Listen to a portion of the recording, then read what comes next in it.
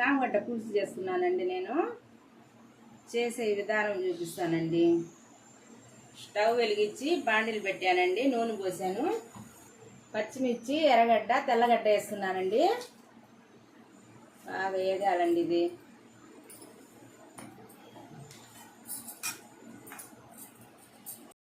టమాటా వేస్తున్నానండి.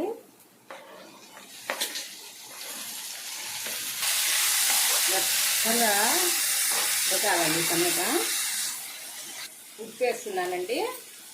మగ్గిందండి. ఉప్పు వేసాను.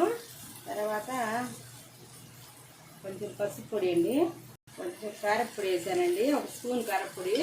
చామగడ్డలు వేస్తున్నానండి. ముందే ఉడకబెట్టి ఒలిసానండి. చామగడ్డలు ఒలుసుకున్నాను. చామగడ్డలు వేసానండి. తర్వాత కొంచెం అంటే కారం అంత పసుపు, ఉప్పు అంతా దీనికి తగలాలండి. కొంచెం రసం వేస్తున్నానండి. సరిపడినంత వాటర్ పోసుకోవాలండి. పులుసు పొడి వేస్తున్నానండి. పులుసుల్లో వేసుకున్న పొడి వేస్తున్నానండి. అది వచ్చి కరివేపాకు, కొత్తిమీర వేస్తున్నానండి.